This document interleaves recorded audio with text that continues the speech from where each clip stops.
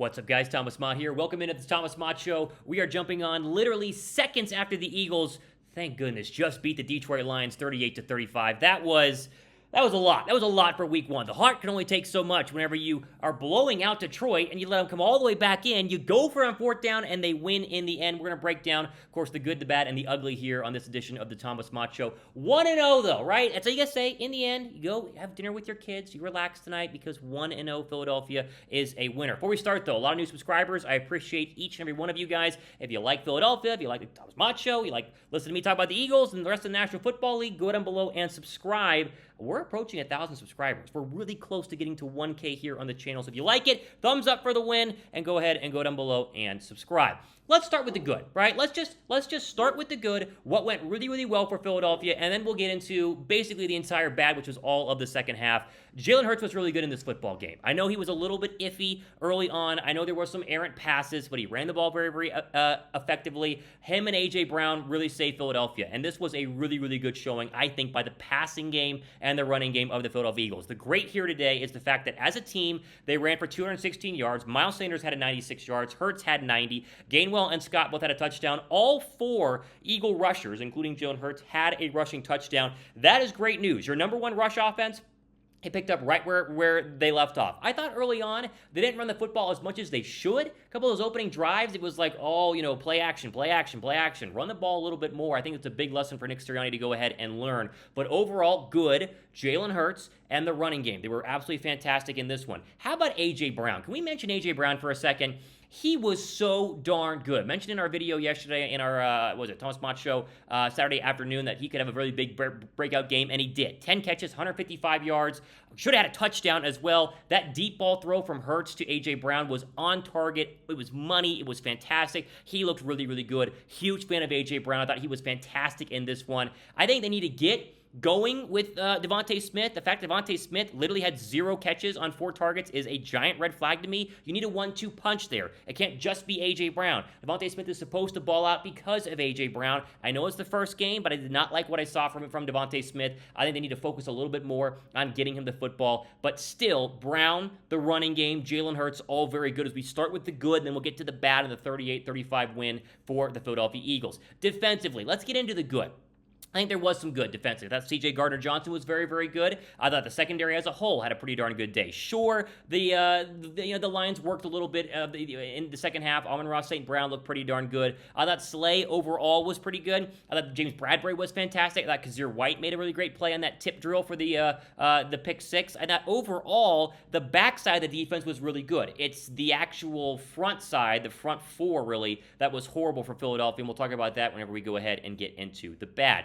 I thought play calling was good. Again, trying to focus on good first. I thought overall they did a pretty darn good job. I was yelling at my TV to kick it on 4th down and 1 whenever they snuck it with Hurts to win the game. I thought that you play defense because if you don't get it, then they're way closer in field goal range. I was wrong there. I thought Shane Steichen called a pretty darn good overall game here, and I thought offensively the team, 38 points, right? Really 31 because of the pick six, but 31 points in this league should win you every single week, at least 9 times out of 10. So the good is Jalen Hurts, the good is A.J. Brown, and the good is this offense. Let's get to the bad, okay? And the bad is really a tale of 2 quarters, because defensively, minus that opening drive, the defense was fantastic. It was, 4 straight 3-and-outs to go ahead and finish the first half. The defense was balling out of their mind. Sure, Swift had a couple of hits, but that was it. At one point, Jared Goff had 6 total completions for 40 yards. They were playing great. Second half, completely different story. Defensively, up front, they got abused. And I know it's a good Lion offensive line, but they were missing 2 of their starters. We talked about that. Pulviati-Vaitai wasn't even in there.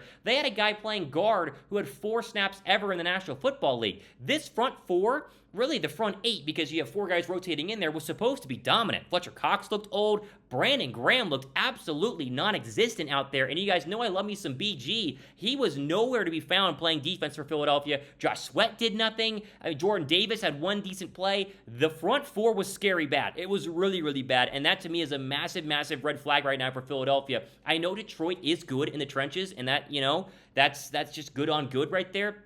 But there's no way in hell your defense should give up 35 points. Zero. 35 points should absolutely not happen. And you saw it kind of take place as the game wore on. The Lions sustained more drives, and Jared Goff had all day to throw the football. I mean, literally all day, and he was finding people open after 2, 3, 4, 5 seconds in the pocket there. The front four, to me, is definitely something to go ahead and keep an eye on. And I'll flip it to even say our offensive line, Philadelphia's offensive line. They got worked a little bit. And it was very interesting to me was the offensive play calls to not go ahead and give you extra protection on all the zero blitzes the Detroit Lions threw at them. They threw so many zero blitzes at this Eagle front, and they didn't do a very good job. Hutchinson was in the backfield all the time. Charles Harris was in the backfield all the time. I think right now, the strength of this football team was supposed to be the trenches. It wasn't good week one. Now, most of the guys in the trenches did not play during the preseason. You didn't see Brandon Graham. You hardly saw Josh Sweat. Kelsey didn't play during the preseason. You barely saw almost no one played in the preseason. So you can talk about rust being a factor, which I don't really like to do because to me it's kind of dumb, but that could be a factor here in Philadelphia's inability to really be anything special in the trenches. But the offensive line, the defensive line, to me, were really, really bad. And that's scary going into a football game next week where you're playing a very scary offense in the Minnesota Vikings. When you look at the Minnesota Vikings, that was they obviously are going to play right now. That game just kicked off as we're filming this video here. But the Minnesota Vikings next week are going to be a really good test to decide if Philadelphia's defense was a one-off or if they're going to start to figure things out. We'll end today with the rest of the NFL scores from the early games in just 1 second. First, though, Gannon was interesting today. We ripped on Jonathan Gannon everyone on Twitter last year ripped on Jonathan Gannon like crazy. I'm still worried about Jonathan Gannon. I still think there are some issues there, but you at least didn't see that 4-down lineman just sit everybody back there and play quarters coverage the entire time like you saw a lot last year versus good quarterbacks. I think that he brought a lot of pressure. A lot of times it works, and for 3/4 of this football game, Philadelphia's defense was fantastic. So in the end, and again, we're fresh. We're filming this literally seconds after the game ended. I got to upload it, so it'll take a little bit. But in the end, I think Philadelphia has a lot to work on. I think they did a lot of good things. I thought Hurts, A.J. Brown were fantastic. The running game seems to be back. But that defense, there's no way you should get 35 points like they did with 21 in the second half and make that game that close. They should have won that game 38-21 maximum, and that should have been it. So a little bit closer than I would have liked, and honestly, a little bit scarier than I think a lot of Eagle fans would like for week one. But again, you're 1-0, and so truly, it does not even matter because they did win in the end.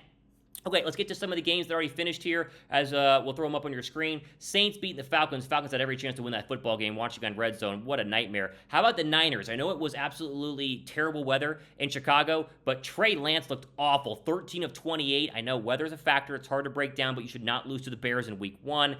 AFC Dolphins, we don't care. Ravens, we don't care. The Jaguars almost beat the Commanders. Carson Wentz threw 4 touchdowns, but he had 2 really bad picks and was doing some Carson Wentz-like things until the very end. He had a nice, touchdown pass to win the football game, but Jacksonville should have won that game. And, of course, the Browns, a 58-yard field goal to win that one as well. Tough loss for the Panthers. Baker tried, but too much Nick Chubb, 22 carries for 141 yards. In the end, Philadelphia wins, right? So pat yourself on the back. You get a whole week. You get 8 days now because of Monday Night Football to rock your Eagle polos to work tomorrow and feel really good about an Eagles win. But we're going to be very curious and very cautious next week as they play Monday night at home in Philadelphia against the Vikings. That's going to be a fascinating game. But 1-0, congrats on that win. Give the video a thumbs up for the Eagles winning that one. And stay tuned. We're back in the studio next week, back in my home office. We have all the cool lights and stuff, so stay tuned for that as we are going to be traveling tomorrow to get back for plenty more shows this week, so be sure to subscribe. 1-0, baby. It's the Thomas Mott Show. Take a breath. Enjoy your evening. The Birds are undefeated.